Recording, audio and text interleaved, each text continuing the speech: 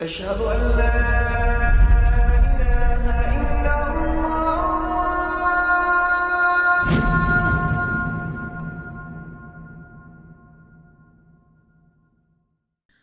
আসসালামু আলাইকুম ওরহমতুল্লাহি ওবরাকাতুহ। ইন্নাল হামদুলিল্লাহ ওয়াসসালাতু ওয়াসসালামু আলা রাসূলিল্লাহি ওয়া আলা আলিহি ওয়া আসহাবিহি আজমাইন, আম্মা বা'দ।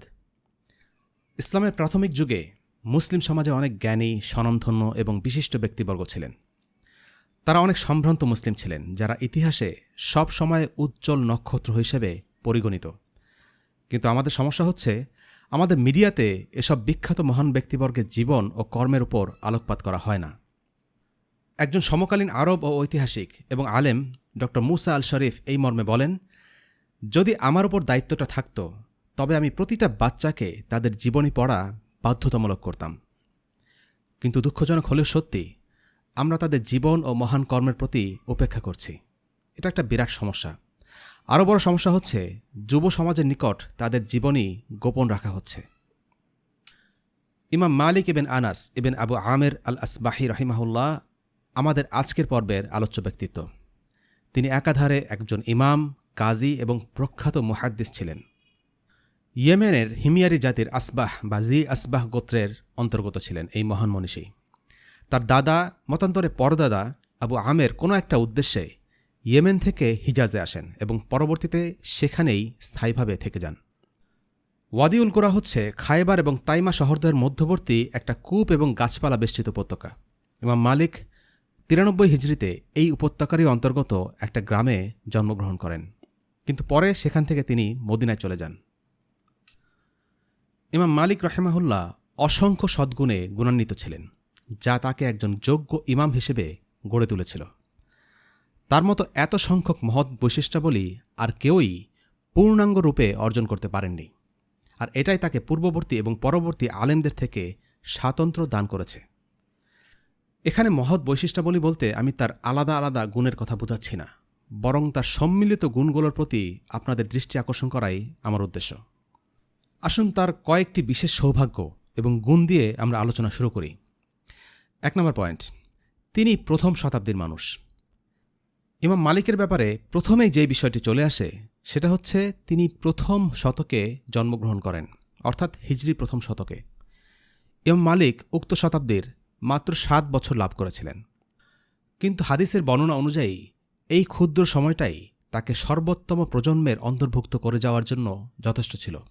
কারণ রাসূলুল্লাহ সাল্লাল্লাহু আলাইহি ওয়াসাল্লামের ভাষ্যমতে, খায়রুন নাসি করনি সুম্মাল্লাযীনা ইয়ালুনহুম সুম্মাল্লাযীনা ইয়ালুনহুম, অর্থাৎ সর্বোত্তম হল আমার প্রজন্মে বসবাসকারী মানুষগুলো, এরপর যারা এদের পরবর্তী প্রজন্ম, এবং এরপর যারা ওদের পরে আসবে। সুতরাং ইমাম মালিক রহিমাহুল্লাহ সেই শতকের একজন সাক্ষী, যে শতকে রাসূলুল্লাহ সাল্লাল্লাহু আলাইহি ওয়াসাল্লাম জীবিত ছিলেন। আর প্রথম প্রজন্মের উম্মতের অন্তর্ভুক্ত হওয়া নিঃসন্দেহে তার জন্য সম্মানজনক একটা ব্যাপার। 2 নম্বর পয়েন্ট, মদিনার সপ্ত ফকিহের শিষ্যত্ব লাভ। ইমাম মালিক রহিমাহুল্লাহর উল্লেখযোগ্য ব্যাপার হল, তিনি মদিনার বিখ্যাত 7 জন আলেমের অধীনে থেকে জ্ঞান অর্জন করেন। এই 7 জন মদিনার সপ্ত ফকিহ অথবা ফোকাহা আস-সাবআ নামে পরিচিত। তারা সবাই এক একজন বিখ্যাত তাবেঈ ছিলেন। সপ্ত ফকিহদের প্রত্যেকেই মদিনায় অবস্থানরত অসংখ্য সাহাবীদের কাছে দ্বীনের ইলম অর্জন করেছিলেন। আল্লাহ তাদের সকলের উপর রহম করুন, আমিন। সুতরাং সরাসরি তাবেঈদের কাছ থেকে অধ্যয়ন করাটা তার জন্য কী পরিমাণ উপকারী ছিল তা সহজেই অনুমেয়। ইমাম মালিক শুধু বিখ্যাত তাবেঈদের কাছ থেকেই নয়, বরং অন্যান্য আলেমদের কাছ থেকেও দ্বীনের ইলম অর্জন করেন। তিনি ইরাক, শাম, মিশরের মুহাদ্দিসের নিকট হাদিস বিষয়ক জ্ঞান লাভ করেন। তবে তিনি সাধারণত মদিনার মুহাদ্দিসদের কাছ থেকেই হাদিস অধ্যয়ন করাকেই বেশি পছন্দ করতেন। 3 নম্বর পয়েন্ট, শাসকদের কাছে সম্মান ও মর্যাদাবান অবস্থান। ইমাম মালিকের তৃতীয় সৌভাগ্য হল শাসক এবং অভিজাত শ্রেণীর কাছে সম্মান ও মর্যাদাবান অবস্থান লাভ করা, যা সাম্প্রতিক সময়ে খুব কম আলেমদেরই ক্ষেত্রে ঘটে। পূর্বে খলিফা এবং শাসক সম্প্রদায় আলেমদের যথেষ্ট সম্মান করতেন এবং তাদের সিদ্ধান্তকে গুরুত্বের সাথে নিতেন। তবে আক্ষেপের বিষয় এটাই যে, পরবর্তী শতাব্দীতে আলেম এবং ফকিহদের সম্মানজনক অবস্থান ধীরে ধীরে শাসক শ্রেণীর কাছে হ্রাস পেতে থাকে। কিন্তু ইমাম মালিকের বিষয়টা ছিল অন্যরকম। আল্লাহ তার উপর রহম করুন। তিনি খলিফা এবং শাসকদের কাছ থেকে যে সম্মান এবং মর্যাদা লাভ করেছিলেন তা তার সমসাময়িক পূর্বের কিংবা পরের কোনো আলেমই লাভ করতে সক্ষম হননি।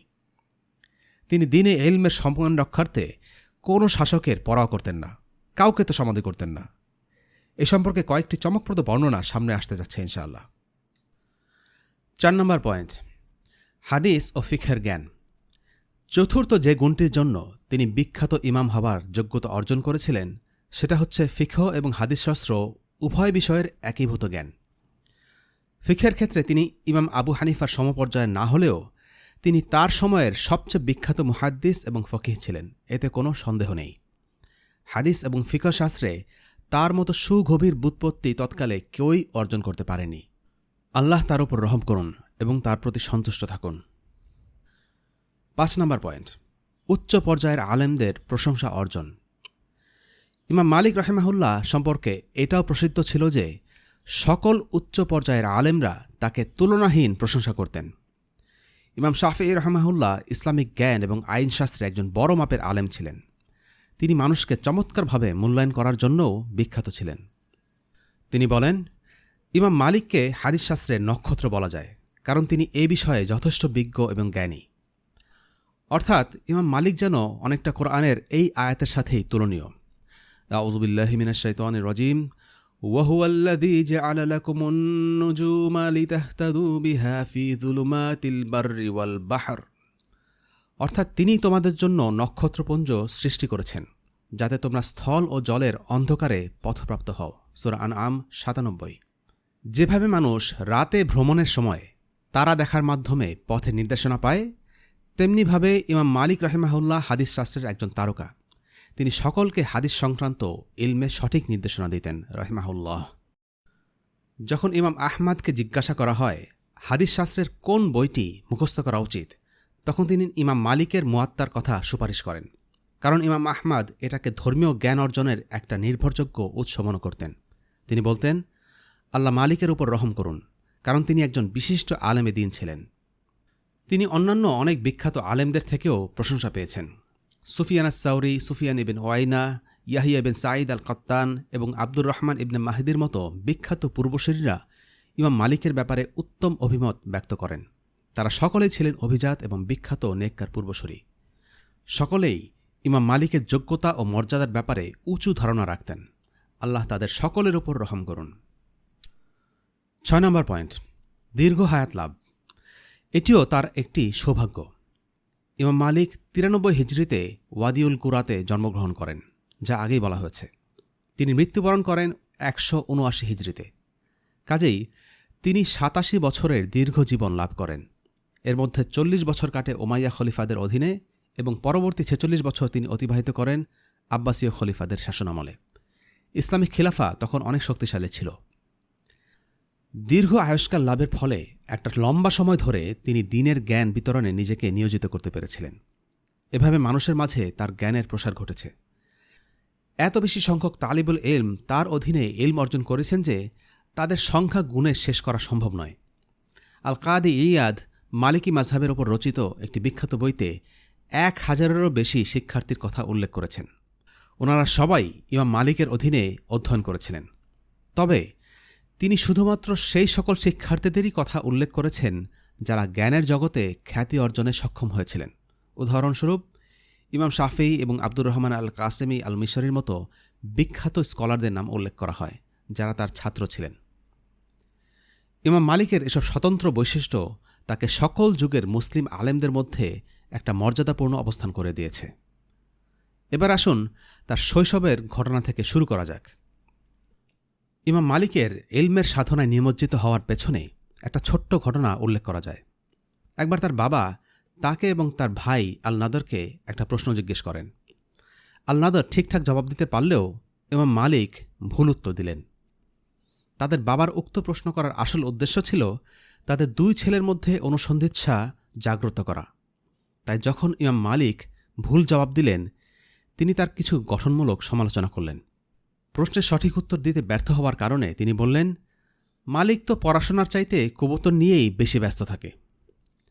পিতার এই সমালোচনা তার মনে দারুণভাবে প্রভাব ফেলল। ঘটনাটি ইমাম মালিক নিজেই বর্ণনা করেছেন। মুসআব বর্ণনা করেন, ইমাম মালিক বলেন, এই কথাটি আমার মনে খুবই রেখাপাত করল। আমি আব্দুর রহমান বিন হুরমুজের দর্সি হালাকায় যেতে লাগলাম। সেখানে 7 বছর আমি শিক্ষা গ্রহণ করেছি। এই সময়ে অন্য কোনো শায়েখের নিকট যাইনি। খেজুর নিয়ে আমি তার নিকট যেতাম। বাচ্চাদের খেজুর দিয়ে বলতাম, শায়েখ সম্পর্কে কেউ জিজ্ঞেস করলে বলবে তিনি এখন ব্যস্ত। একদিন আমি ইবনে হুরমুজের বাড়ি গিয়ে পৌঁছলে তিনি বাদীর মাধ্যমে খবর নিলেন কে এসেছে। সে গিয়ে বলল, সেই আশকার লাল গোরা লোকটি। ইবনে হুরমুজ বললেন, তাকে আসতে দাও, সে ইমাম। মসজিদে নববীতে ইবনে হুরমুজের দর্সি হালাকা বসত। প্রথম দিকে যখন তিনি কোনো ইলমের মজলিসে বসতেন, লোকজন তাকে আল নাদরের ভাই হিসেবে চিনত। কিন্তু পরবর্তীতে তিনি যখন জ্ঞানার্জনে কঠোরভাবে আত্মনিয়োগ করেন, তখন মানুষ বলতে শুরু করল, আল নাদর হচ্ছেন মালিকের ভাই। সুতরাং আল নাদর শুরুতে বেশি পরিচিত হলেও ইমাম মালিক পরবর্তীতে তাকে অতিক্রম করে যান। ইমাম মালিকের বেড়ে ওঠায় তার পিতামাতার দারুণ ভূমিকা ছিল। শিশু মালিকের প্রতি মায়ের উপদেশটি দেখুন। ইমাম সাহেবের পরিবারটি ছিল দ্বীনী এবং ইলমি পরিবার। মদিনায় হাদিসের রিওয়ায়েত ব্যাপক ছিল। বাল্যকালে হাদিস শিক্ষা শুরু করার ঘটনা তিনি স্বয়ং বর্ণনা করেন। আমি আমার মাকে বললাম, আমিও ইলম শিখতে যাব।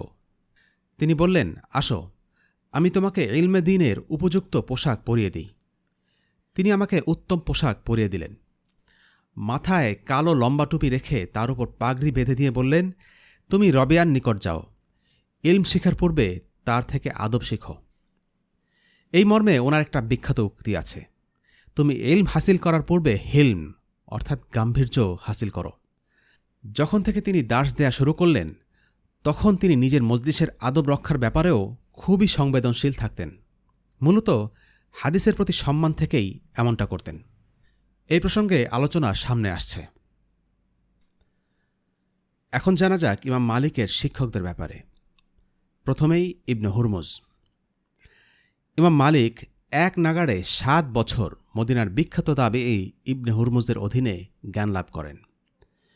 ইবনে হুরমুজ ছিলেন অতি উচ্চ পর্যায়ের একজন আলেম এবং অত্যন্ত দিনদার। তিনি আল্লাহর ভয়ে অনেক কান্নাকাটি করতেন। ইমাম মালিক তার কাছ থেকে অনেক উপকারী জ্ঞান লাভ করেন। তিনি প্রতিদিন সকাল থেকে রাত পর্যন্ত তার কাছে পড়তেন।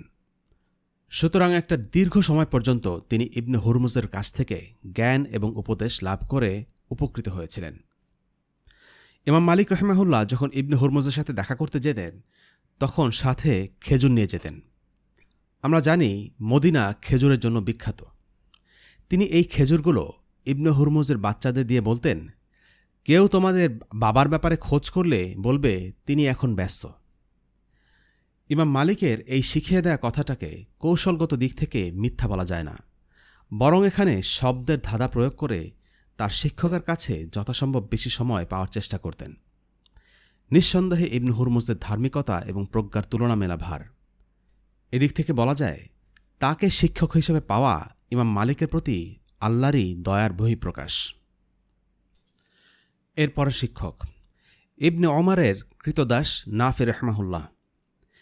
ইবনে ওমরের কৃতদাস নাফি রহমাহুল্লাহও ইমাম মালিকের শিক্ষক ছিলেন। তিনি গোল্ডেন চেইন খ্যাত হাদিস বর্ণনাকারীদের একজন এবং স্কলাররা এই চেইনের বিশুদ্ধতার ব্যাপারে একমত। চেইনটা হচ্ছে, মালিক বর্ণনা করেন নাফে থেকে, তিনি বর্ণনা করেন ইবনে ওমর থেকে এবং ইবনে ওমর বর্ণনা করেন রাসূলুল্লাহ সাল্লাল্লাহু আলাইহি ওয়াসাল্লাম থেকে। নাফি রহমাহুল্লাহ ছিলেন কিছুটা রাগী স্বভাবের। তার মেজাজ অত্যন্ত সংবেদনশীল ছিল। এজন্য ইমাম মালিক তার সাথে খুব ধৈর্যশীলতার পরিচয় দিয়েছেন। তিনি তার শিক্ষককে শান্ত রাখার চমৎকার উপায় জানতেন। তিনি বলেন, আমি বাল্যকালে আমাদের জনৈক কর্মচারীর সাথে ইবনে ওমরের মাওলা নাফের নিকট যেতাম। তিনি উপর থেকে নেমে সিঁড়ির উপরে বসে যেতেন এবং আমাকে হাদিস বর্ণনা করে শোনাতেন। দুপুরে আমি তার নিকট যেতাম। রাস্তায় কোথাও ছায়াও থাকত না। কিছুক্ষণ বিশ্রাম নিয়ে আমি তাকে জিজ্ঞেস করতাম, অমুক অমুক মাসালায় ইবনে ওমর কি বলেছেন। তিনি তা বর্ণনা করতেন। আর আব্দুর রহমান ইবনে হুরমুজের নিকট সকালে যেতাম এবং রাত্রে সেখান থেকে ফিরে আসতাম। অর্থাৎ ইমাম মালিক নাফি রহমাহুল্লার কাছে একসাথে বেশি সময় নিতেন না। প্রথমবার তাকে 2-1টা প্রশ্ন করেই তিনি চলে যেতেন। কিছুক্ষণ পর এসে আবার তাকে কিছু প্রশ্ন করতেন। এভাবেই ইমাম মালিক নাফি রাহমাহুল্লাহর কাছ থেকে জ্ঞান অর্জন করেন। তিনি যেভাবে তার শিক্ষকদের শ্রদ্ধা করতেন, সেভাবে নিজেও চাইতেন যেন তার ছাত্ররা তার সাথে সম্মানজনক আচরণ করে। ইমাম মালিকের ধর্মীয় হালাকা এবং তার শিক্ষাদানের কিছু বিশেষ পদ্ধতি খুবই চমৎকার ছিল। ইমাম মালিকের আরেকজন শিক্ষক ছিলেন ইবনে শিহাব আজ-জুহরি। তিনি বিখ্যাত তাবেঈ এবং বিশিষ্ট হাদিস বর্ণনাকারী। তার সম্পূর্ণ নাম ছিল মুহাম্মদ ইবনে শিহাব আল-জুহরি আল-কোরাইশি আল-মাদানী। ইমাম মালিক নিজেই বর্ণনা করেছেন, আমরা হাদিসের শিক্ষার্থীরা ইবনে শিহাবের বাড়িতে ভিড় করতাম, তার দরজায় বসে থাকতাম। দরজা খুললে ভিতরে যাবার সময় ধাক্কাধাক্কি শুরু হয়ে যেত। লক্ষ্য করুন, দ্বীনের জ্ঞান অর্জনে তারা কতই না উদ্যমী ছিলেন। যদিও তার বাড়ির দরজা অনেক প্রশস্ত ছিল, তবুও এত বেশি ছাত্র ভিড় করত যে তারা একজন আরেকজনের গায়ের ওপর গিয়ে পড়ত। ইবনে শিহাবের শিক্ষাদানের পদ্ধতি ছিল, তিনি ছাত্রদের হাদিস পড়ে শোনাতেন এবং তারা সাথে সাথে সেটা মুখস্থ করে ফেলত। তিনি দৈনিক তাদেরকে ৩০টার বেশি হাদিস পড়াতেন না। একবার ইমাম মালিকের সাথে তার এক বাজারে সাক্ষাৎ হল। তিনি তাকে পূর্ববর্তী দিনের পড়া জিজ্ঞেস করলেন। ইমাম মালিক সব বর্ণনাকারীদের ক্রমধারা সঠিকভাবে বলতে পারলেও একটা হাদিসের কথা মনে করতে পারলেন না। ইবনে শিহাব রাহিমাহুল্লাহ জিজ্ঞেস করলেন তিনি গত ক্লাসে উপস্থিত ছিলেন কিনা। ৩০টির মধ্যে একটি ভুলে যাবার কারণে ইবনে শিহাব রাহিমাহুল্লাহ তাকে তিরস্কার করে বললেন, মালিক তার মুখস্থ করার ক্ষমতা হারিয়ে ফেলেছেন। খেয়াল করুন, ইমাম মালিক না লিখেই শুধু শুনে শুনে সনদ এবং মতনসহ হাদিস মুখস্থ করে রাখতেন। কি অসাধারণ প্রতিভা ছিল তার! অথচ এরপরেও শুধু একটি হাদিস ভুলে যাবার জন্য তার শিক্ষক তাকে তিরস্কার করতে ছাড়েননি। ইবনে শিহাব ওই ঘটনার জন্য ক্রমাগত মালিকের সমালোচনা করতে থাকলেন। তিনি সাঈদ ইবনে মুসাইব আল কাসিম ইবনে মুহাম্মদের মতো ৭ জন বিখ্যাত তাবী আলেমসহ আরও কিছু আলেমের নাম উল্লেখ করে বললেন যে তিনি এদের প্রত্যেকের কাছে দিনে ৫০ থেকে ১০০টা হাদিস শিখতে যেতেন। তারপর তিনি বাড়ি গিয়ে সেগুলো লিখে রাখতেন, যাতে একটার সাথে আরেকটা গুলিয়ে না ফেলেন। কিভাবে তারা এত বিশাল পরিমাণ হাদিস মুখস্থ করে রাখতেন, সত্যিই একটা অবাক করার মতো বিষয়। হাদিস মুখস্থ করার ব্যাপারে একটা মজার ঘটনা আছে। ইমাম মালিক বলেন, একবার ঈদের দিন আমি এই ভেবে যে আজ ইবনে শিহাব অবসর থাকবেন, ঈদগাহ থেকে সরাসরি তার বাড়িতে গেলাম। ইবনে শিহাব কর্মচারীকে বললেন, দেখো তো দরজায় কে? সে গিয়ে সংবাদ দিল, আপনার আশকার মাওলা বন্ধু মালিক। অনুমতি পেয়ে ভিতরে গেলাম। তিনি আমাকে দেখেই বললেন, আমার ধারণা তুমি বাড়ি যাওনি, ঈদগাহ থেকে সরাসরি এখানে এসেছ, খানা খেয়ে নাও। আমি বললাম, খাওয়ার প্রয়োজন নেই, আপনি হাদিস বর্ণনা করুন। তিনি তখন ১৭টি হাদিস বর্ণনা করেন। পরে বললেন, এতে তোমার কি লাভ হবে যে আমি হাদিস বর্ণনা করব আর তুমি সেগুলো মুখস্থ করবে না? আমি বললাম, আপনি বললে আমি সব কটি হাদিস শুনিয়ে দেই। আর ওই সময়েই সেগুলো মুখস্থ শুনিয়ে দিলাম। অন্য এক বর্ণনায় এমন আছে যে আমি আমার তখতিগুলো তাকে দেখালে আরও ৪০টি হাদিস দেখালেন। তিনি বললেন, তুমি যদি এগুলো মুখস্থ করে ফেলো তাহলে এগুলোর হাফেজ হয়ে যাবে। আমি বললাম, এগুলো আমি এখনই মুখস্থ শোনাতে পারব। ইবনে শিহাব বললেন, শোনাও। আমি সেই হাদিসগুলো শুনিয়ে দিলাম। তিনি তখন বললেন, উঠো, তুমি ইলমের ভাণ্ডার, অথবা বললেন, তুমি ইলমের কতই না উত্তম ভাণ্ডার। সুতরাং ইমাম মালিক যখন সেই হাদিসগুলোর সনদ এবং মতন সহকারে পুঙ্খানুপুঙ্খরূপে ইবনে শিহাবকে মুখস্থ শোনালেন, তিনি অত্যন্ত আনন্দিত হলেন এবং ইমাম মালিকের অসাধারণ মুখস্থ শক্তির প্রশংসা করে বললেন যে তুমি ইলমের এক উত্তম ভাণ্ডার, যেমন শিক্ষক তেমন ছাত্র। এতে কোনো সন্দেহ নেই যে ইমাম মালিক রাহিমাহুল্লাহ তখনকার যুগের সব বিখ্যাত শায়েখদের কাছে অধ্যয়ন করেছিলেন। ওমর রাদিয়াল্লাহু আনহুর কৃতদাস নাফে, ইবনে শিহাব আজ-জুহরি এবং তাবী ইবনে হুরমুজের মতো দ্বীনদার এবং জ্ঞানী মানুষগুলো ছিলেন তার শিক্ষক। তবে ফিকহের ক্ষেত্রে ওনাকে সবচেয়ে বেশি প্রভাবিত করেছিলেন রবিআ বিন আব্দুর রহমান, যিনি রবিআ আর রাই হিসাবেও পরিচিত ছিলেন। ইমাম মালিক দীর্ঘ সময় তার অধীনে জ্ঞান লাভ করেন, কিন্তু যখন দেখতে পেলেন রবিআ বেশিরভাগ ক্ষেত্রেই নিজের মতকে প্রাধান্য দিচ্ছেন, তখন তাকে বাদ দিয়ে তিনি মসজিদের অন্য একটা হালাকায় বসতে শুরু করলেন। এর কারণ হচ্ছে মালিক নিজের মতের চেয়ে হাদিস অনুসরণ করাকেই বেশি প্রাধান্য দিতেন।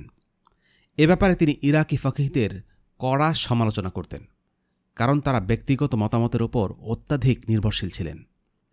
তবে তার মানে এই না যে ইমাম মালিক কখনোই কোনো স্বাধীনভাবে ইজতিহাদ করেননি, বরং যে সকল ক্ষেত্রে সরাসরি কোরআন ও সুন্নাহ থেকে দলিল পাওয়া যেত না, সে সকল বিষয়ে তিনি ইজতিহাদের আশ্রয় নিতেন। এমনকি কিছু কিছু বিষয়ে তিনি চমৎকারভাবে নিজের মত ব্যক্ত করেছেন। এবার জানা যাক ইমাম মালিকের ছাত্রদের কথা। ইমাম মালিকের অসংখ্য মেধাবী ছাত্র ছিলেন, তবে আমরা এখানে তার 2 জন বিখ্যাত ছাত্রের ব্যাপারে আলোচনা করব। যদিও আজকের যুগের সাথে তুলনা করলে তার ছাত্রদের সকলেই উৎকর্ষতা অর্জনের ক্ষেত্রে অনন্য ছিলেন। প্রথমেই ইমাম শাফিঈ। ইমাম শাফিঈ রাহিমাহুল্লাহ ছিলেন তার ছাত্রদের মধ্যে সবচেয়ে সুপরিচিত। তিনিও একজন নির্ভরযোগ্য ইমাম ছিলেন। ইমাম শাফিঈ মক্কার স্থানীয় অধিবাসী এবং তিনি হুজাইলে বেড়ে ওঠেন। কিন্তু পরবর্তীতে ইমাম মালিকের মুয়াত্তা গ্রন্থটি অধ্যয়নের জন্য মদিনা গমন করেন। আর শাফিঈ ছিলেন অসাধারণ স্মৃতিশক্তির অধিকারী। তিনি ইমাম মালিকের সাথে সাক্ষাৎ করার আগেই মাত্র 17 বছর বয়সে মুয়াত্তা গ্রন্থটি মুখস্থ করে ফেলেন। ইমাম মালিক রাহিমাহুল্লাহ তার শিক্ষকতা জীবনের শুরুর দিকে নিজেই ছাত্রদের হাদিস পড়ে শোনাতেন, কিন্তু শেষের দিকে 40 বছর পর্যন্ত তিনি এটা আর করেননি, বরং তিনি চাইতেন ছাত্ররাই যেন তাকে পড়ে শোনায়। তো শাফিঈ যখন তার কাছে পড়তে গেলেন, মালিক তার কাছে মুয়াত্তার বর্ণনাগুলো শুনতে চাইলেন। তিনি ইমাম শাফিঈর পড়া শুনে অত্যন্ত মুগ্ধ হলেন এবং তাকে সব সময়ে ইলম অর্জনে উৎসাহিত করতে থাকলেন। আল্লাহ তাদের উভয়ের উপর রহম করুন, আমিন। একদিন ইমাম মালিক রাহিমাহুল্লাহ ইমাম শাফিঈর দিকে অপলক দৃষ্টিতে তাকিয়ে থাকলেন। দেখে মনে হচ্ছিল তিনি যেন একজন ফিজিওনমিস্ট। যিনি মুখাকৃতি বিশ্লেষণ করে চরিত্র নির্ণয় করতে পারেন তাকেই মূলত ফিজিওনমিস্ট বলা হয়। ইমাম শাফিঈ নিজেও ফিজিওনমি বিষয়ে ইয়েমেনে পড়াশোনা করেছিলেন, কারণ তৎকালে এ বিষয়ে ইয়েমেনি স্কলাররাই ছিলেন সবচেয়ে বেশি বিজ্ঞ। আগে উল্লেখ করা হয়েছে যে মালিক নিজেই ছিলেন একজন ইয়েমেনি, সুতরাং তার এই বিষয়ে দক্ষতা থাকা অস্বাভাবিক কিছু নয়। তো তিনি প্রায় ঘণ্টাখানেক ইমাম শাফিঈর চেহারা পর্যবেক্ষণের পর তাকে তাকওয়া অবলম্বনের উপদেশ দিয়ে বললেন যে তিনি কোনো একদিন খুবই গুরুত্বপূর্ণ একজন ব্যক্তিত্বে পরিণত হবেন। আর ইমাম মালিকের এই মন্তব্য যে কতখানি সত্য তার সাক্ষী স্বয়ং ইতিহাস। ইমাম মালিকের ব্যাপারে ইমাম শাফিঈ একটা চমৎকার ঘটনা বর্ণনা করেন। তিনি বলেন, ইমাম মালিকের খোয়ারে শক্তিশালী উন্নত মানের আরবীয় ঘোড়া এবং খোরাসানের খচ্চর থাকত। শাফিঈ একবার এদের প্রশংসা করায় ইমাম মালিক হাদিয়াস্বরূপ তাকে সবগুলো ঘোড়া এবং খচ্চর দিয়ে দিলেন। ইমাম শাফিঈ মালিকের কাছে তখন জানতে চাইলেন যে তাহলে তিনি কিসে আরোহণ করবেন, কারণ মালিক সবগুলো জন্তুই তাকে দিয়ে দিয়েছিলেন। মালিক রাহিমাহুল্লাহ জবাব দিলেন, তিনি মদিনাকে সম্মান করেন, কারণ এটা রাসূলুল্লাহ সাল্লাল্লাহু আলাইহি ওয়াসাল্লামের শহর। তাই রাসূলের প্রতি শ্রদ্ধা প্রদর্শনের জন্যই তিনি মদিনায় কোনো জন্তুর উপর আরোহণ করার চেয়ে হেঁটে চলতেই বেশি পছন্দ করেন। সুবহানাল্লাহ। একবার ইমাম মালিকের কাছ থেকে শাফিঈ রাহিমাহুল্লাহ আস-সাকিফার হাদিসটির ব্যাপারে জানার ইচ্ছা পোষণ করলেন। আস-সাকিফা হচ্ছে সেই জায়গা যেখানে সাহাবীরা আবু বকর রাদিয়াল্লাহু আনহুর কাছে বায়াতবদ্ধ হয়েছিলেন। কিন্তু মালিক রাহিমাহুল্লাহ একদিনে খুব বেশি সংখ্যক হাদিস নিয়ে কথা বলা পছন্দ করতেন না। তাই ইমাম শাফিঈ চিন্তায় পড়ে গেলেন যে তিনি কিভাবে বিষয়টা তার উস্তাদের কাছে উত্থাপন করবেন। তিনি ভাবলেন, যদি হালাকার শুরুতেই তিনি হাদিসটির ব্যাপারে জানতে চান, তবে পুরো সময়টাই এই হাদিসের পিছনে চলে যাবে। আবার যদি শেষের দিকে এটা নিয়ে কথা বলতে চান, তাহলে হয়তো এই হাদিস সংক্রান্ত আলোচনা সমাপ্ত হবার আগেই মজলিসের সময় শেষ হয়ে যাবে। তাই তিনি 10টা হাদিস পড়ানোর পর আস-সাকিফা বিষয়ক বর্ণনা জানতে চাইবেন বলে মনস্থ করলেন। সুতরাং পরিকল্পনা অনুযায়ী পাঠদান চলাকালীন সময়ে তিনি এই কাজটাই করলেন। কিন্তু তিনি আস-সাকিফার হাদিসটি পড়া শুরু করার পরপরই ইমাম মালিক তাকে থামিয়ে বললেন যে আজকের জন্য এই 10টা হাদিসই যথেষ্ট। উল্লেখ্য, ইমাম মালিক যখনই ক্লাস শেষ করার কথা বলতেন, তখন কারো অনুরোধই আর কোনো কাজে আসত না। একটু পর যখন ইমাম মালিকের হালাকাগুলোর ব্যাপারে আলোচনা করব তখন বিষয়টা আরও বিস্তারিতভাবে জানা যাবে ইনশাআল্লাহ। আব্দুর রহমান ইবনুল কাসেম আল মিসরি ছিলেন ইমাম মালিকের আরও একজন বিশিষ্ট ছাত্র। তিনি ছিলেন একজন কৃতদাস। মনিবের প্রতি আনুগত্যের প্রতিদানস্বরূপ তার মনিব তাকে মুক্ত করে দিয়েছিলেন। আব্দুর রহমান মিশরের একজন খ্যাতনামা স্কলারও ছিলেন। মরক্কোতে মালিকি মাযহাব প্রতিষ্ঠার ক্ষেত্রে তার অবদান অন্যতম। তিনি ছিলেন কৃষ্ণাঙ্গ। মানুষ প্রায়ই তাকে ইমাম মালিকের কৃতদাস হিসেবে ভুল করত, কিন্তু তিনি ইমাম মালিকের অধীনে অধ্যয়নের ব্যাপারে অত্যন্ত ধৈর্যশীলতার পরিচয় দেন। অতঃপর তিনি মিশরে প্রত্যাবর্তন করেন। মরক্কো এবং আন্দালুসিয়ার অসংখ্য শাইখ তার কাছে জ্ঞান অর্জনের উদ্দেশ্যে আগমন করতেন। আর এভাবেই আব্দুর রহমানের কল্যাণে এই জায়গাগুলোতে মালিকি মাযহাবের প্রচার প্রসার ঘটেছিল। জ্ঞান প্রচারের ক্ষেত্রে ইমাম মালিকের ছাত্রদের মধ্যে তিনিই ছিলেন সর্বাপেক্ষা নিবেদিত প্রাণ। জানা যাক মালিকি মাযহাবের প্রসার সম্পর্কে। মালিকি মাযহাব ততদিনে মরক্কো, আন্দালুসিয়া এমনকি সুদানেও ছড়িয়ে পড়েছে। অতীতে সুদান বলতে সাব সাহারান আফ্রিকার সব দেশগুলোকে বোঝানো হতো। আজকের দিনের জাতীয়তাবাদী ভৌগোলিক সীমানাতে সুদান সীমাবদ্ধ ছিল না, সুতরাং এটির বিস্তৃতি ছিল ব্যাপক। একেবারে বর্তমান সুদান থেকে শুরু করে পশ্চিম সেনেগাল পর্যন্ত সকল কৃষ্ণাঙ্গ রাজ্য এর অন্তর্ভুক্ত ছিল। এই বিশাল এলাকার মুসলিমরা মালিকি মাযহাব গ্রহণ করে এবং অনুসরণ করে। হাদিসের প্রতি ইমাম মালিকের অনুরাগ ছাড়াও আরও দুইটি বিষয় মালিকি মাযহাবের প্রচার ও প্রসারের কারণ ছিল। প্রথমটা হচ্ছে আন্দালুসিয়া এবং মরক্কোর বিখ্যাত সব আলেমরা এই মাযহাব গ্রহণ করেন, যাদের কথা এই অঞ্চলের সাধারণ মুসলিমরা গুরুত্বের সাথে গ্রহণ করতেন। উদাহরণস্বরূপ বলা যায় আস-সুহনুনের কথা, যিনি আব্দুর রহমান ইবনুল কাসেমের ছাত্র ছিলেন। তাছাড়া আল আসাদ ইবনুল ফুরাত, আল উতবি প্রমুখ আলেমগণের অবদানও মালিকি মাযহাবের প্রচারের ক্ষেত্রে অনস্বীকার্য। দ্বিতীয় কারণটা হচ্ছে মরক্কো এবং আন্দালুসিয়ার শাসকরা মালিকি মাযহাব অনুসরণ করা সাধারণ জনগণের উপর বাধ্যতামূলক করে দিয়েছিলেন। এদের একজন হচ্ছেন হিশাম ইবনুল আব্দুর রহমান ইবনে মুয়াবিয়া। তিনি আদ-দাখিল নামেও পরিচিত ছিলেন। আব্বাসী শাসকদের মৃত্যুদণ্ডাদেশ থেকে পালিয়ে হিশাম আন্দালুসিয়া পাড়ি জমান এবং সেখানে একটি বিশাল সাম্রাজ্য গঠন করেন। আব্দুর রহমানের পুত্র হিশাম ছিলেন একজন ক্ষমতাধর শাসক এবং মালিকি মাযহাবের সমর্থক। তিনি আলেমদের মালিকি মাযহাব প্রচার এবং এর উপর আমল করার ব্যাপারে জোর দিয়েছিলেন। আরও একজন শাসক আলী ইবনে ইউসুফ ইবনে তাশফিনও ছিলেন মালিকি মাযহাবের অনুসারী। তার বাবা ইউসুফ ইবনে তাশফিন ছিলেন একজন মহান মুসলিম মুজাহিদ, যিনি আল্লাহর রাহে জিহাদে অংশগ্রহণ করেন। তার জীবনী খুবই হৃদয়গ্রাহী। তিনি একজন সাহসী যোদ্ধা ছিলেন এবং প্রায় 50 বছর দেশ শাসন করেন। আলী উত্তরাধিকার সূত্রে পিতার থেকে রাষ্ট্র পরিচালনার দায়িত্ব গ্রহণ করেন। তিনি কাজী, ইমাম এবং মুফতির পদে শুধু মালিকি মাযহাবের অনুসারীদেরকেই নিয়োগ দিতেন, যাতে তারা লোকদের উক্ত মাযহাব শিক্ষা দেন এবং এই মাযহাব অনুসারেই বিচার কার্য পরিচালনা করেন। এভাবেই মরক্কো, আন্দালুসিয়া এবং পরবর্তীতে সুদানে মালিকি মাযহাবের প্রসার ঘটে। মিশর, বসরা এবং হিজাজ সহ মুসলিম বিশ্বের অসংখ্য দেশে মালিকি মাযহাব বিস্তার লাভ করেছিল। মিশর এবং মরক্কো ছাড়া বর্তমানে অনেক জায়গায় মালিকি মাযহাবের অনুসরণ হ্রাস পেয়েছে। তবে এই দুই দেশের আলেমগণ এখনও মালিকি মাযহাবের উসুল অনুসারে ফতোয়া দিয়ে থাকেন। এই ব্যতিক্রমী অবস্থানের জন্যই উক্ত দেশ দুটিতে ফিকহ মতপার্থক্য নেই বললেই চলে। আল্লাহর পক্ষ থেকে ইমাম মালিকের উপর এটা একটা রহমত যে তার জ্ঞানের এমন বিস্তৃতি ঘটেছে এবং অনেক মানুষ দীর্ঘদিন যাবৎ তা চর্চা করেছে, এমনকি বর্তমান সময়েও তা চালু আছে। আসুন এবার এই মহান ইমামের ব্যক্তিত্ব, রুচি, মেজাজ এবং তার মজলিসের আদব কায়দা কেমন ছিল তা জেনে নেওয়া যাক। ইমাম সাহেবের দেহের বর্ণ লাল সাদা মিশ্রিত ছিল। তিনি দীর্ঘাঙ্গী ছিলেন। তার মাথা ছিল বড়, চক্ষুদ্বয় ছিল আয়ত। তার চেহারা ছিল সুন্দর ও কান্তিময়। তার সুস্ত্র ছিল দীর্ঘ, গোঁফ ছিল পরিমিত। তিনি খিজাব বা কলব ব্যবহার করতেন না। তিনি খুবই উত্তম পোশাক ব্যবহার করতেন এবং উত্তম খাদ্য আহার করতেন। আদন, খোরাসান, মরভ এবং তারাজের উন্নত কাপড় ব্যবহার করতেন। সাধারণত তার পোশাক সাদা রঙের হতো। কখনো কখনো হালকা হলুদ রঙেরও কাপড় ব্যবহার করতেন। তার আংটিতে কালো পাথর খচিত থাকত। সেখানে হাসবুনাল্লাহ ওয়া নি'মাল ওয়াকিল খোদিত ছিল।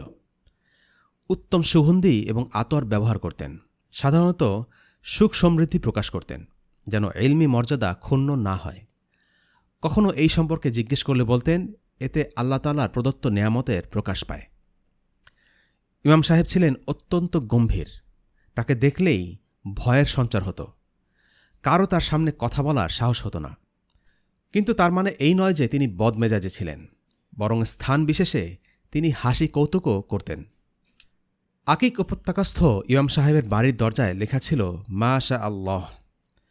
কেউ তাকে এই ব্যাপারে জিজ্ঞেস করলে তিনি বলতেন, কোরআন শরীফে বর্ণিত এক ঘটনা রয়েছে, ওয়ালাউলা ইজ দাখালতা জান্নাতাকা কুলতা মাশা আল্লাহ, অর্থাৎ তুমি যখন আপন বাগানে প্রবেশ করলে তখন মাশা আল্লাহ বললে না কেন?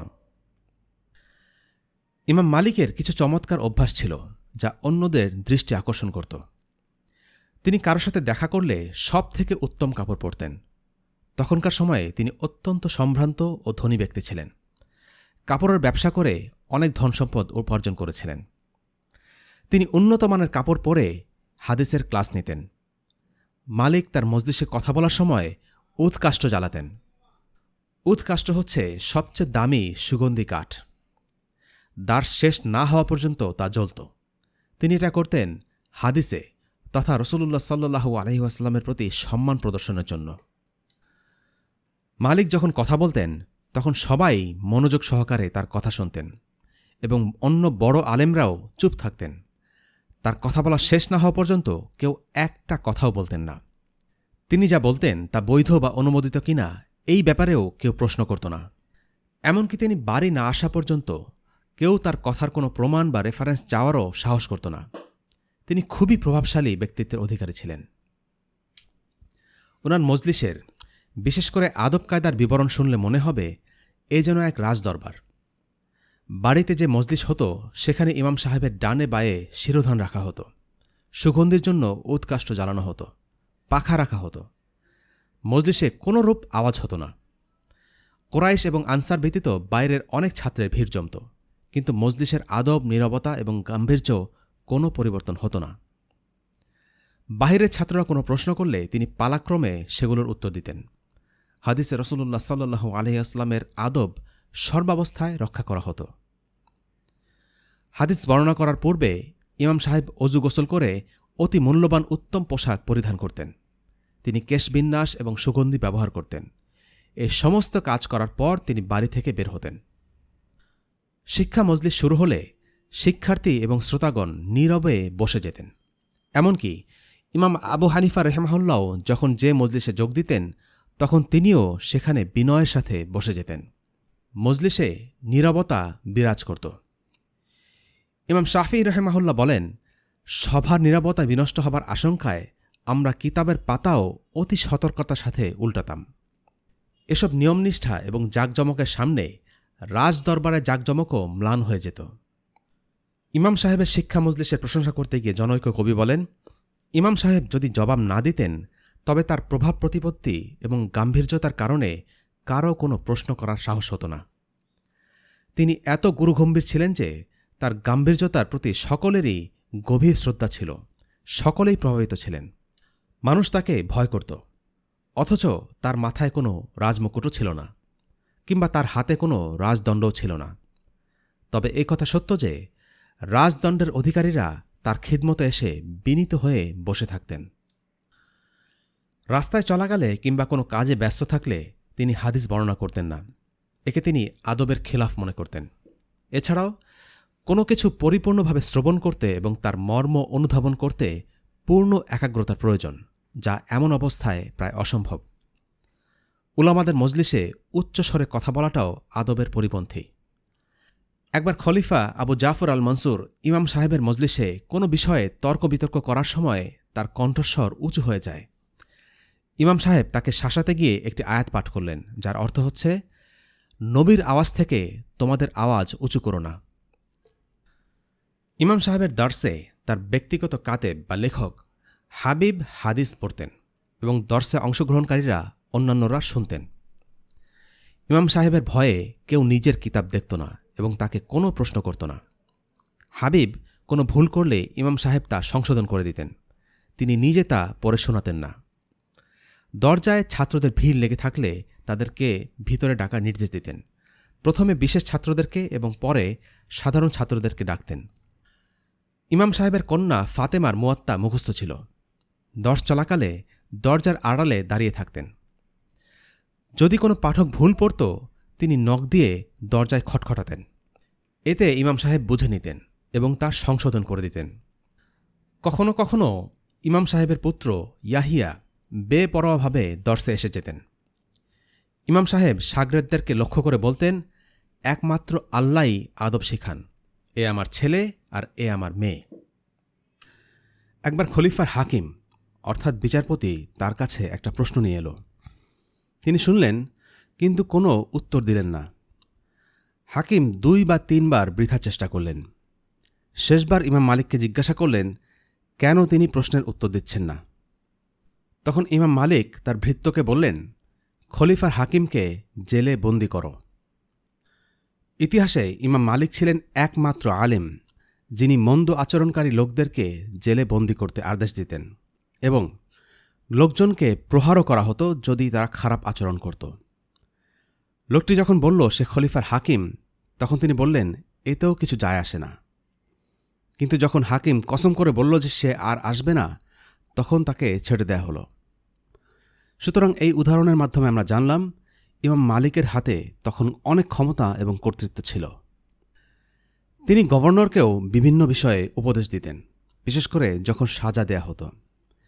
ইমাম মালিক সিদ্ধান্ত দিতেন কোন দোষী ব্যক্তিকে কী রকম শাস্তি দেয়া হবে এবং লোকজন তাকে কোনো প্রশ্ন জিজ্ঞাসা করত না। আর গভর্নরও ইমাম মালিকের সিদ্ধান্ত অনুসারে নির্দেশ পালন করতে আদেশ দিতেন। ইমাম মালিক চাইতেন লোকজন ধর্মীয় জ্ঞানের ধারক বাহকদের প্রতি সম্মান দেখাক। বর্তমানে দেখা যায় আলেমদের মর্যাদা অনেক হ্রাস পেয়েছে। তারা কিছু বললে মানুষ গুরুত্ব সহকারে নেয় না। এটা শুধু আলেমদের প্রতি নয়, বরং ধর্মীয় জ্ঞানের প্রতি অবজ্ঞারই বহিঃপ্রকাশ। ইমাম মালিক এই বিষয়ে অনেক সতর্ক থাকতেন। তিনি দ্বীনি ইলমের প্রতি সম্মান প্রদর্শনের কারণে আত্মসম্মান রক্ষা করে চলতেন। আর আলেমদের আত্মসম্মানবোধ না থাকার অর্থ হল ইলমের সম্মান না করা। তাদের যথেষ্ট আত্মসম্মানবোধ থাকা চাই। তাদের জীবনধারণ এমন হওয়া চাই যেন তাদেরকে দেখে মানুষ ইলমের প্রতি আগ্রহশীল হয়ে ওঠে। ইমাম মালিক রাহিমাহুল্লাহ সব সময়ই এই দিকে লক্ষ্য রাখতেন। এ ব্যাপারে একটা চমৎকার ঘটনা আছে। আমরা জানি আব্বাসী খলিফা হারুনুর রশিদ একজন জ্ঞানী এবং বিশ্বস্ত মুসলিম খলিফা ছিলেন। তিনি অনেক ক্ষমতাধর ছিলেন এবং শক্ত হাতে শাসনকাজ পরিচালনা করতেন। যখন তিনি মদিনা এলেন, তিনি ইমাম মালিককে জানালেন তিনি তার থেকে মুয়াত্তা শুনতে চান। মালিক খলিফাকে বলেন তাকেই ইলমের কাছে যেতে হবে, ইলম তার কাছে আসবে না। হারুনুর রশিদ বুঝলেন তিনি কি বোঝাতে চাচ্ছেন। তাই তিনি বললেন যখন তিনি আসবেন তখন যেন সাধারণ লোকজন না আসে। ইমাম মালিক বললেন, হে আমিরুল মুমিনিন, ইলমকে যদি জনসাধারণ থেকে দূরে রাখা হয় তাহলে সেই ইলমের মাধ্যমে কেউ উপকৃত হতে পারে না, না কোনো বিশেষ ব্যক্তি কিংবা সাধারণ মানুষ। সুতরাং হারুনুর রশিদ সাধারণ লোকজনের সাথেই ইমাম মালিকের মজলিসে বসলেন। তিনি ইমাম মালিককে হাদিস পড়ে শোনাতে বললেন। কিন্তু মালিক বললেন তিনি অনেক দিন যাবৎ ছাত্রদের হাদিস পড়ে শোনান না। তখন তিনি মালিককে বললেন, আচ্ছা তাহলে একজন ছাত্রকে দিয়ে পড়ান। খলিফা প্রথমে ইমাম মালিকের আসনে অর্থাৎ মিম্বরে বসেছিলেন। তখন ইমাম মালিক বললেন, মদিনাতে দ্বীনি জ্ঞানের সন্ধানে আসা লোকজন উস্তাদকে সম্মান জানায়। অতঃপর হারুনুর রশিদ মিম্বর ছেড়ে নেমে আসেন এবং সাধারণ লোকদের সাথে বসেন। এরপর সম্পূর্ণ মুয়াত্তার ব্যাখ্যা শুনেন। দেখুন ইমাম মালিক একজন প্রতাপশালী খলিফার সাথে কেমন মর্যাদাপূর্ণ আচরণ করেছিলেন। বলাই বাহুল্য তিনি ব্যক্তিগত কারণে নয়, বরং দ্বীনি ইলমের প্রতি সম্মান প্রদর্শনের জন্যই খলিফার সাথে এমন আচরণ করেছিলেন। আরেকটি ঘটনা শোনা যাক। একবার যখন ইমাম আবু হানিফা রাহিমাহুল্লাহ তার খিদমতে উপস্থিত হলেন, তখন ইমাম মালিক রাহিমাহুল্লাহ তাকে এরূপ সম্মান প্রদর্শন করলেন যে তার নিজের চাদর ফরাশের উপর বিছিয়ে দিলেন। ইমাম আবু হানিফা রাহিমাহুল্লাহ চলে যাওয়ার পর ইমাম মালিক তার ছাত্রদেরকে লক্ষ্য করে বললেন, ইনি ইরাকের আবু হানিফা। তিনি যদি একটা স্তম্ভকে স্বর্ণে পরিণত করতে চান তবে তার জন্য তাও সম্ভব। আবু হানিফার ইলম ও যোগ্যতার প্রশংসা করে ইমাম মালিক বললেন, চাইলে তিনি যুক্তি ও দলিল দিয়ে কাঠের খুঁটিকেও স্বর্ণের বলে প্রমাণ করার জন্য যোগ্যতা রাখেন। সততা ও নির্ভীকতা। সততা এবং নির্ভীকতা ওলামায়ে ইসলামের বিশেষ গুণ। এই বিষয়েও ইমাম সাহেব সলফে সালিহিনদের পথ অবলম্বন করেছেন। কয়েকটি ঘটনা আগে বর্ণনা করা হয়েছে। তিনি খলিফা এবং আমিরদের সাথে মিলিত হয়ে নির্ভীকতার সাথে তাদের সামনে সত্য কথা বলে আসতেন। একবার লোকেরা ইমাম সাহেবকে জিজ্ঞেস করল, আপনি কেন জালিম অত্যাচারী শাসকদের নিকট যাওয়া আসা করেন? ইমাম সাহেব বললেন, তাদের নিকট নয় তো সত্য কথা কাদের নিকট বলা হবে? ইমাম মালিক বলেন, আমি আবু জাফর মনসুরের নিকট অনেকবার গিয়েছি, কিন্তু একবারও তার হাতে চুমো দেয়নি, অথচ অহাশেমি হাশেমি প্রত্যেকেই তার হাতে চুমো দিয়েছে। মজলিসে বিশেষ শিষ্টাচারপূর্ণ নিয়মকানুন প্রয়োগের জন্য ইমাম মালিকের সুখ্যাতি ছিল। কোনো সাধারণ লোকজন বা অভিজাত ব্যক্তি কেউই এসব নিয়ম অগ্রাহ্য করতে পারত না। তিনি আশা করতেন লোকজন তার কথা বলা শেষ না হওয়া পর্যন্ত নিজ জায়গায় বসে থাকবে এবং বাইরের কেউ এসে যেন শ্রোতাকে মজলিস থেকে ডেকে না নেয়। অনেক আলেমরা এই চমকপ্রদ বৈশিষ্ট্যের কথা বর্ণনা করেছেন। মদিনার মুফতি হিসেবে ইমাম মালিক। ইমাম মালিক অনেক অল্প বয়স থেকেই জনগণকে ফতোয়া দিতেন। মদিনাতে তিনি দীর্ঘ ৬০ বছর ধরে একাধারে ফতোয়া দিয়েছেন। ১৭ বছর বয়সে সমস্ত দিনই ইলম অর্জন করে ফেলেছেন তিনি। ওই বয়সেই তিনি তার ওস্তাদদের অনুমতিক্রমে এবং তার যোগ্যতার সাক্ষ্যদান ক্রমে দার্স এবং ইফতার আসনে বসতেন। তিনি স্বয়ং বর্ণনা করেন, ৭০ জন উলামায়ে কিরাম আমার যোগ্যতা সম্পর্কে সাক্ষী দেবার পূর্বে আমি ফতোয়া দেইনি। তার আরেকটি বৈশিষ্ট্য হল, শুধু হজ করার জন্য মক্কায় যাওয়া ছাড়া আর কখনও তিনি মদিনা ত্যাগ করেননি। রাসূলের শহর মদিনার প্রতি ভালোবাসার কারণে তিনি কখনও মদিনা ছাড়তে চাইতেন না। হজের সময় একবার তিনি বিখ্যাত আলেম আবু হানিফা এবং আল-লাইস ইবনে সাআদ ও মিশরের বিখ্যাত আলেমদের সাক্ষাৎ করেন। আল-লাইস ইবনে সাআদ দেখলেন কথা বলার সময় ইমাম মালিক খুব ঘামছেন। তিনি তাকে জিজ্ঞাসা করলেন, আপনি কি অসুস্থতা বোধ করছেন? তখন ইমাম মালিক বললেন যে তিনি আবু হানিফার একটা মতামত উল্লেখ করেছেন, তাই তার এমন হচ্ছে। আল-লাইস এই ঘটনাটি আবু হানিফাকে বললেন। এই কথা শুনে ইমাম মালিকের প্রশংসা করে বললেন, মালিক একজন তীক্ষ্ণ বুদ্ধি ও সূক্ষ্ম চিন্তাসম্পন্ন বড় আলেম। দেখুন কিভাবে ইমাম মালিক এবং ইমাম আবু হানিফা একজন আরেকজনকে প্রশংসা করতেন। তারা দুইজনে ছিলেন অনেক বড় মাপের আলেম এবং দুইজনেই একে অপরকে সম্মান করতেন। ইমাম মালিকের ওস্তাদ রবিয়াতুর রাই তাকে দেখলে বলতেন, আকেল অর্থাৎ জ্ঞানী ব্যক্তিটি আসছে। জটিল আকিদা সম্পর্কিত আলোচনা অপছন্দ করা। ইমাম মালিক আকিদা সংক্রান্ত ব্যাপারে বেশি কথা বলা পছন্দ করতেন না। দেখুন, এটা খুব স্পর্শকাতর একটা ব্যাপার যা এখনকার আধুনিক স্কলাররা প্রায় করে থাকে। তারা বর্তমানে মসজিদে সাধারণ জনগণের সামনে এমন সব জটিল বিষয়ে আলোচনা করতে থাকে। অনেকেই এর গভীরতা বুঝে না, কিন্তু আমাদের পূর্বসূরি আলেমরা বা সালাফরা এমনটা করতেন না।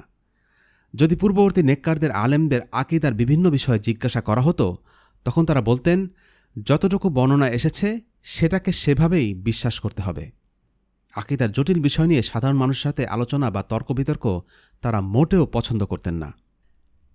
একটা ঘটনা শোনা যাক। একবার ইমাম মালিকের মজলিসে একজন লোক এলো এবং তাকে অর্থাৎ ইমাম মালিককে, অতঃপর তিনি আরশে অধিষ্ঠিত হলেন, কোরআনের এই আয়াতটি ব্যাখ্যা করতে বলল এবং জিজ্ঞাসা করল এটা কিভাবে ঘটেছিল। এখনকার দিনে কাউকে এটা জিজ্ঞাসা করলে তারা অনেকক্ষণ ধরে ব্যাখ্যা করবেন এবং এমন কিছু বলবেন যা সাধারণ লোকজনের জানারও দরকার নেই। যদিও আমাদের ইসলামে লুকায়িত কোনো জ্ঞান নেই। লুকানো জ্ঞান না থাকার বিষয়ে সাহাবী আলী ইবনে আবি তালিবও সতর্ক করেছেন। কাউকে ফিতনায় ফেলা উচিত নয়। জনসাধারণকে ততটুকুই শেখাতে হবে যতটুকু তারা বুঝবে। ইমাম মালিককে যখন আর রহমানু আলাল আরশিস্তাওয়া এই আয়াত অর্থাৎ সূরা তাহার ৫ নম্বর আয়াত সম্পর্কে জিজ্ঞাসা করা হলো, তখন তিনি অনেকক্ষণ চুপ থাকলেন আর তার মুখমণ্ডল লাল এবং ফ্যাকাশে হয়ে যায়। রাগের কারণে তার মুখমণ্ডল রক্তিম হয়ে যায় এবং তিনি ঘামতে শুরু করেন। তারপর তিনি মুখ তুলে লোকটিকে বললেন, এই বিষয়ে আমরা অবগত, কিন্তু এর ধরন অজানা, আর এই ব্যাপারে প্রশ্ন করা বিদাত। তিনি বললেন, লোকটি বিদাতি, এবং তাকে মজলিস থেকে চলে যেতে বললেন। আর ইমাম মালিক যখন কাউকে চলে যেতে বলেন তখন সেই কাজ খুব তাড়াতাড়ি করা হতো। সুতরাং ইমাম মালিক যেভাবে প্রশ্নটির উত্তর দিয়েছিলেন তাতে প্রকাশ পায় যে সালাফদের যুগে সর্বসাধারণের সামনে সবকিছু আলোচনা করা হতো না, অথচ আজকাল এটাই হয়। ইমাম মালিক সেই লোকের প্রশ্ন মেনে নিতে পারেননি, তাই ঘামতে শুরু করেন এবং তার মুখ লাল হয়ে গিয়েছিল। প্রশ্নকৃত বিষয়টি যদি এমন হতো যে সেটা নিয়ে হরহামেশায় আলোচনা হয়, তবে তার প্রতিক্রিয়া এমন হতো না। এবারে শোনা যাক রাসূলুল্লাহ সাল্লাল্লাহু আলাইহি ওয়াসাল্লামের প্রতি বিশেষ ভালোবাসার কিছু ঘটনা। ইমাম মালিক রাহমাহুল্লাহ তার মজলিসে হাদিসের প্রতি সম্মান প্রদর্শনের জন্য কঠোরভাবে বিশেষ আদব কায়দা অনুসরণ করতেন, যা আগেই উল্লেখ করা হয়েছে। তিনি রাসূল সাল্লাল্লাহু আলাইহি ওয়াসাল্লামকে অনেক গভীরভাবে ভালোবাসতেন। ইমাম মালিক বলেন, তিনি হজের সময়ে আইয়ুবের সাক্ষাৎ করেন, মানে আইয়ুব আল শাখতিয়ানি। তিনি একজন বিখ্যাত নির্ভরযোগ্য হাদিস বর্ণনাকারী এবং নেককার পূর্বপুরুষ। অথচ ইমাম মালিক বলেন, তিনি তার কাছ থেকে কোনো হাদিস শেখেননি, কারণ তিনি খুব কম লোকের কাছ থেকে হাদিস শিখতেন এবং শুধুমাত্র তাদের চারিত্রিক ব্যাপারে নিশ্চিত হবার পর। সুতরাং যাদের কাছ থেকেই ইমাম মালিক শিখতেন তারা খুব খুশি হতো, কারণ এটা তাদের চারিত্রিক ভাব উত্তম ও বুদ্ধিমান হবার প্রমাণ। ফলে এটা একটা সম্মান ছিল। আমরা আগেই বলেছি, রাসূলুল্লাহ সাল্লাল্লাহু আলাইহি ওয়াসাল্লামের প্রতি সম্মান দেখিয়ে তিনি মদিনাতে কোনো প্রাণীর উপর আরোহণ করতেন না। কোনো হাদিস বর্ণনাকারী যদি উচ্চ স্বরে কথা বলত, তবে তাদেরকে আস্তে কথা বলতে বলতেন আর তিলাওয়াত করতেন, يا أيها الذين آمنوا لا ترفعوا أصواتكم فوق صوت النبي ولا تجهروا له بالقول كجهر بعضكم لبعض أن تحبط أعمالكم وأنتم لا تشعرون। হে মুমিনগণ, তোমরা নবীর কণ্ঠস্বরের উপর তোমাদের কণ্ঠস্বর উঁচু করো না, এবং তোমরা একে অপরের সাথে যেরূপ উঁচু স্বরে কথা বলো তার সাথে সেরূপ উঁচু স্বরে কথা বলো না, এতে তোমাদের কর্ম নিষ্ফল হয়ে যাবে এবং তোমরা টেরও পাবে না। সূরা হুজুরাত আয়াত 2। ইমাম মালিক বলতেন, রাসূলুল্লাহ সাল্লাল্লাহু আলাইহি ওয়াসাল্লামকে জীবিত বা মৃত সকল অবস্থায় অনেক সম্মান করতে হবে। আর তাই ইমাম মালিক রাহিমাহুল্লাহ রাসূলুল্লাহ সাল্লাল্লাহু আলাইহি ওয়াসাল্লামকেও অনেক সম্মান করতেন, ফলে তিনি নিজেও সম্মানিত হয়েছেন। আর তিনি রাসূল সাল্লাল্লাহু আলাইহি ওয়াসাল্লামের পরিবারকেও অনেক ভালোবাসতেন। জাফর ইবনে মুহাম্মদ আস-সাদিক ছিলেন নবী পরিবারের একজন সদস্য। তাকে ইমাম মালিক অনেক পছন্দ করতেন। তিনি যখন মৃত্যুশয্যায় উপনীত হলেন, তখন জনৈক রাফিদা এসে জাফর আস-সাদিককে জিজ্ঞাসা করলেন, এখন তিনি কাকে ইমাম হিসেবে সুপারিশ করবেন? তিনি ইমাম মালিক ইবেন আনাসের কথা বলেন। অর্থাৎ তিনি মৃত্যুশয্যাতেও মালিক ইবেন আনাসের প্রশংসা করেন। এভাবে ইমাম মালিক রাহিমাহুল্লাহ নবী পরিবারের লোকজন থেকে শুরু করে আগের এবং পরের সকল যুগের আলেমদের প্রশংসা লাভ করেছেন। মুসআব ইবেন আবদুল্লাহ বর্ণনা করেন, যখন ইমাম মালিকের সামনে রাসূলুল্লাহ সাল্লাল্লাহু আলাইহি ওয়াসাল্লামের নাম নেওয়া হতো এবং তার আলোচনা করা হতো, তখন তার চেহারা বিবর্ণ হয়ে যেত এবং মাথা নিচু হয়ে যেত, আর বলতেন, আমি যা কিছু দেখেছি তা যদি তোমরা দেখতে, তবে আমার এ অবস্থা দেখে আশ্চর্য হতে না। ইমাম মালিক যেসব তাবেঈদের দেখেছেন তারাও আল্লাহ রসুলের প্রতি ভক্তি ও ভালোবাসার কারণে কেঁদে ফেলতেন। যেমন ইমাম মালিক আবদুল্লাহ ইবনে জুবায়েরের পুত্র আমেরকে দেখেছেন। আমির ইবনে আবদুল্লাহ ইবনে জুবায়ের রাসূলুল্লাহ সাল্লাল্লাহু আলাইহি ওয়াসাল্লামের কথা বলতে গেলেই ভক্তি ও ভালোবাসার কারণে অনেক কাঁদতেন। সাফওয়ান ইবেন সুলাইমও একজন বড় মাপের আলেম ছিলেন এবং সাহাবীদের একনিষ্ঠ অনুসারী। মালিক বলেন, যখন সাফওয়ান তাদের সাথে কথা বলতেন এবং রাসূলুল্লাহ সাল্লাল্লাহু আলাইহি ওয়াসাল্লামের কথা আসত, তখন মনে হতো যেন তিনি অন্যদেরকে চেনেন না। আরেকজন তাবেঈ ইমাম জাফর আস-সাদিক সম্পর্কে ইমাম মালিক বলতেন, জাফর প্রায়ই হাসতেন, কিন্তু আমাদের মধ্যে রাসূল সাল্লাল্লাহু আলাইহি ওয়াসাল্লামের যখন কথা উঠত তখন তিনি দারুণ প্রভাবিত হতেন। রাসূলুল্লাহ সাল্লাল্লাহু আলাইহি ওয়াসাল্লামের কথা উঠলেই তিনি কথা বন্ধ করে দিতেন এবং মাথা নিচু করে থাকতেন। আর সকলেই জানত তিনি কেন এমন করছেন।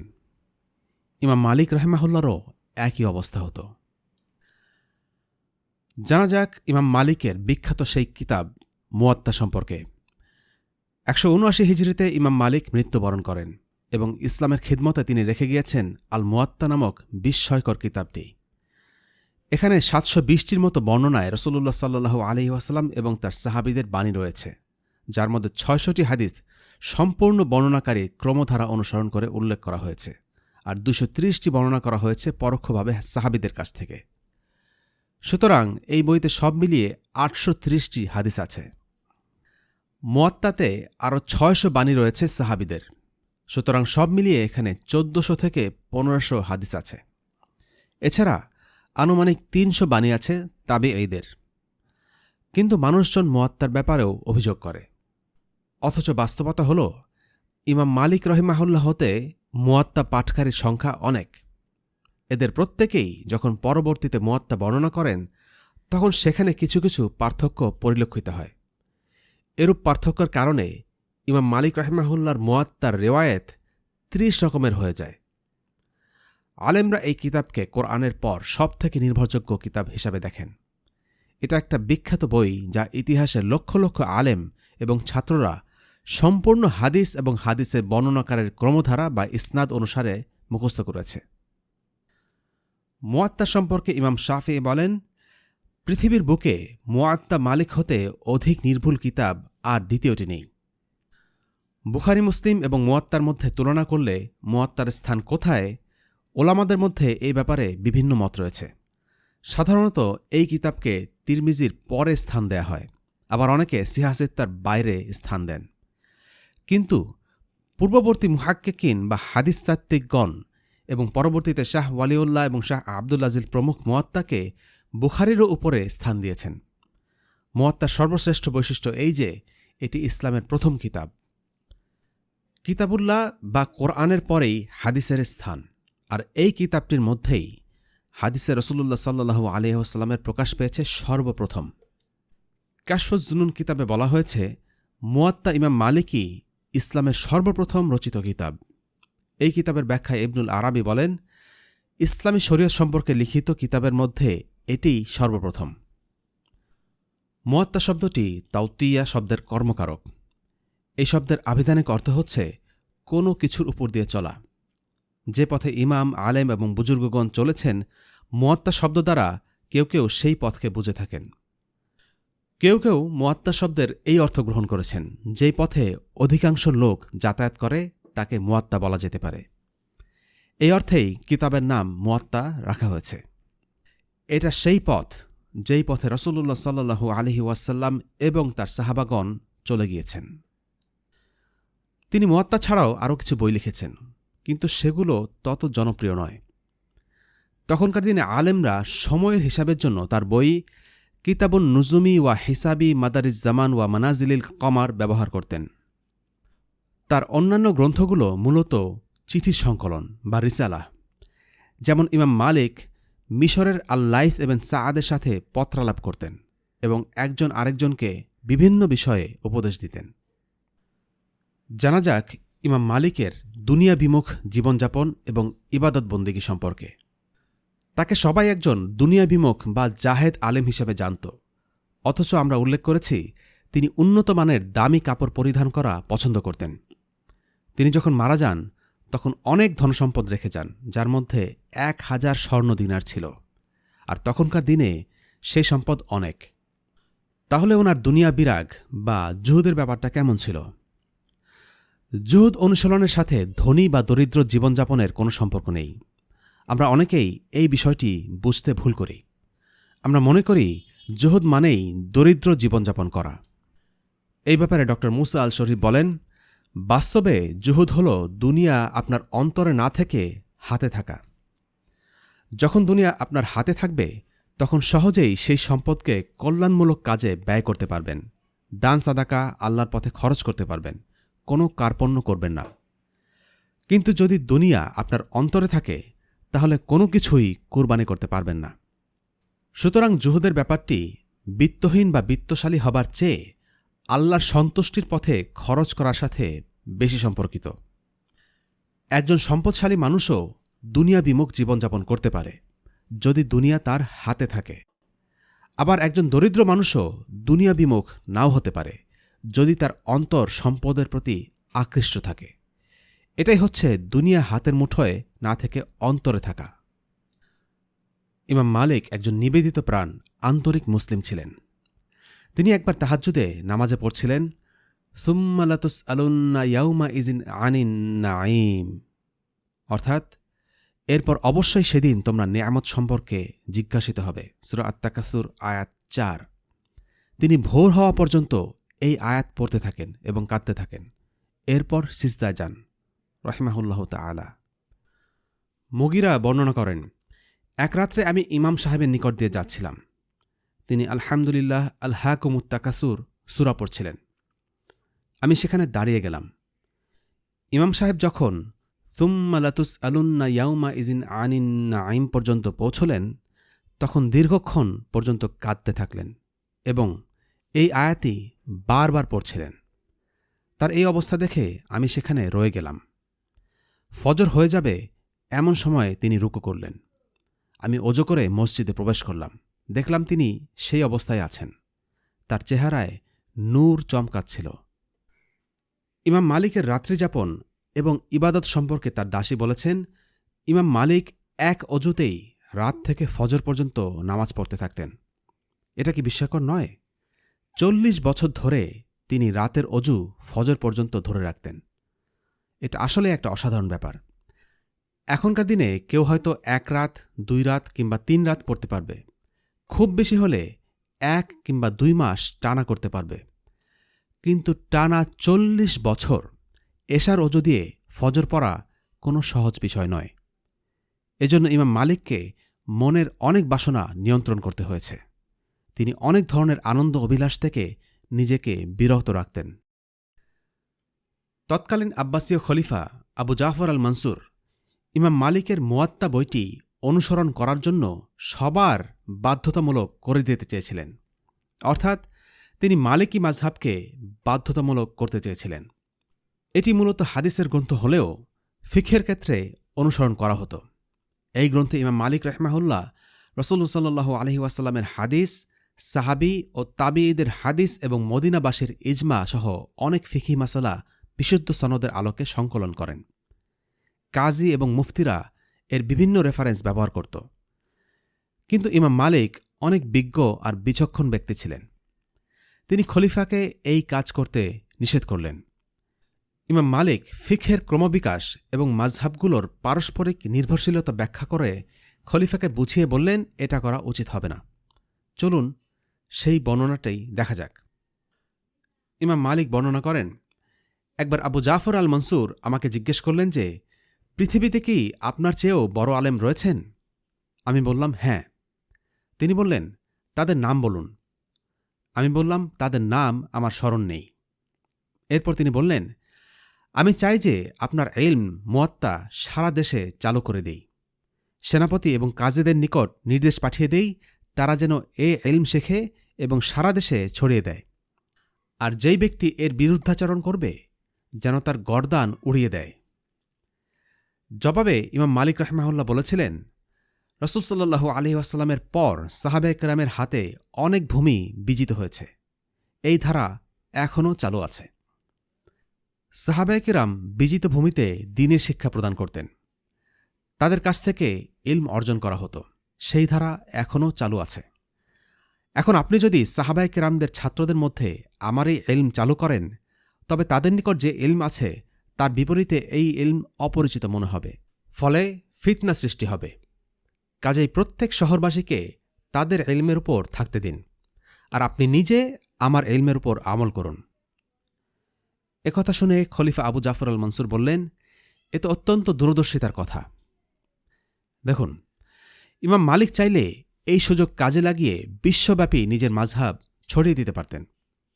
কিন্তু তিনি ব্যক্তিগত সন্তুষ্টি এবং খ্যাতির পরিবর্তে আল্লাহর সন্তুষ্টিকে প্রাধান্য দিলেন। আবু জাফর অত্যন্ত ক্ষমতাশালী খলিফা ছিলেন। নিষ্ঠুরতার জন্যও তিনি খ্যাত। চাইলে তিনি জোরপূর্বক মালিকি মাযহাব প্রতিষ্ঠা করতে পারতেন, কিন্তু ইমাম মালিক খলিফাকে নিষেধ করে দেন।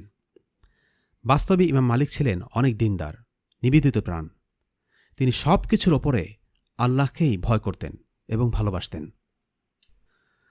ইমাম মালিকের মৃত্যুতে সবাই শোকাহত হয়, বিশেষ করে মদিনাতে, কারণ তিনি মদিনায় শেষ বড় আলেম ছিলেন। তিনি মারা যাবার পর হিজাজে এত বড় মানের আলেম আর পাওয়া যায়নি। এমনকি তার 10 ভাগের 1 ভাগ যোগ্যতা সম্পন্ন কোনো উত্তরসূরিও পাওয়া যায়নি। তিনি আল্লাহর কাছ থেকে অনেক অনুগ্রহ পেয়েছিলেন। আসাদ বিন খাররাত বর্ণনা করেন, আমরা বাগদাদে ইমাম মুহাম্মদ বিন হাসান সাইবানির দর্সে হালাকায় বসা ছিলাম। এক ব্যক্তি অনেক কষ্টে তার নিকট গেল। এরপর ইমাম মুহাম্মদ রাহিমাহুল্লাহ ইন্না লিল্লাহি ওয়া ইন্না ইলাইহি রাজিউন পড়ে বললেন, কত বড় মুসিবত এসে পড়েছে। মালিক বিন আনাস ইন্তেকাল করেছেন, হাদিসের সম্রাট ইন্তেকাল করেছেন। আফসোসের ব্যাপার হল, ইমাম মালিকের 4 সন্তানের কেউই পিতার মতো যোগ্যতাসম্পন্ন হতে পারেননি। ছেলেদের কাউকেই বিশ্বস্ত বর্ণনাকারী হিসেবে অন্যান্য আলেমরা গ্রহণ করেননি। ইবনে হাজম লেখেন, ইমাম মালিকের 2 জন ছেলে ছিলেন, একজন ইয়াহিয়া, অপরজন মুহাম্মদ। মুহাদ্দিসদের দৃষ্টিতে এই 2 জনই জয়ীফ তথা দুর্বল। মালিক নিজেই আফসোস করে বলতেন, সন্তানরা কেউ তার মজলিসে বসত না, এবং বসলেও ভেতরে বাইরে যাওয়া আসা করত। কিন্তু তিনি জানতেন, এই দিনের জ্ঞান কেউ উত্তরাধিকার সূত্রে পিতা থেকে পায় না, এবং খুব কম ক্ষেত্রেই তা হয়। এর জন্য মেহনত করতে হয়। তিনি এটা খুব কষ্টের সাথে বলতেন, আর এটাই ছিল বাস্তবতা। শুধু তার সন্তান নয়, উত্তরসূরি আলেমদের কেউই তার মতো হতে পারেননি। সবশেষে তার কয়েকটি বিখ্যাত উক্তি দিয়ে আমরা এই পর্ব সমাপ্ত করতে যাচ্ছি। আহলে ইলম অনেক রকমের রয়েছে। 1, যে আলেম নিজের ইলম অনুসারে আমল করে। এমন ব্যক্তি সম্পর্কে আল্লাহ তাআলা বলেন, ইন্নামা ইয়াখশাল্লাহা মিন ইবাদিহিল উলামা। আল্লাহর বান্দাদের মধ্য হতে একমাত্র আলেমরাই আল্লাহকে ভয় করে। 2, যে আলেম নিজে ইলম অর্জন করে অপরকে তা শিক্ষা দেয় না, তার সম্বন্ধে আল্লাহ তাআলা ইরশাদ করেন, যারা আমার নাজিলকৃত প্রমাণসমূহ এবং হিদায়াত গোপন করে। সূরা বাকারা আয়াত 159। 3, যে আলেম নিজে ইলম অর্জন করার পর অপরকে তা শিক্ষা দেয়, কিন্তু নিজে সে অনুসারে আমল করে না। এমন ব্যক্তি সম্পর্কে আল্লাহ তাআলা বলেন, উলাইকা কাল আনআম, অর্থাৎ তারা তো চতুষ্পদ জন্তুর মতো। জুবাইরি বলেন, আমি ইমাম সাহেবকে বললাম, যখন আমি সৎ কাজে আদেশ দেই, তখন কেউ কেউ আমার কথা মেনে নেয়, আবার কেউ কেউ আমাকে কষ্ট দেয়, আমার ক্ষতি করে এবং আমার সাথে খারাপ আচরণ করে। এমত অবস্থায় আমার কি করা উচিত? ইমাম সাহেব বললেন, যদি তুমি বুঝতে পারো যে লোকেরা তোমার কথা গ্রহণ করবে না, তবে তুমি তাদের ছেড়ে দাও। মনে মনে তাদের পাপ কার্য ঘৃণা করো। এই সুযোগ তোমার রয়েছে। আর যেই ব্যক্তি থেকে তোমার কোনো ক্ষতির আশঙ্কা নেই, তুমি তাকে ভালো কাজে নির্দেশ দাও আর মন্দ কাজ থেকে নিষেধ করো। এই কাজটা তুমি আল্লাহ তাআলার নির্দেশ হিসেবেই করো। এর ফল তুমি ভালোই দেখবে, বিশেষ করে যখন তোমার মধ্যে এই ব্যাপারে নম্রতা পাওয়া যায়। আল্লাহ মূসা এবং হারুন আলাইহিস সালামকেও নির্দেশ দিয়েছিলেন যে তারা যেন ফিরাউনের সাথে নম্র ব্যবহার আচরণ করে।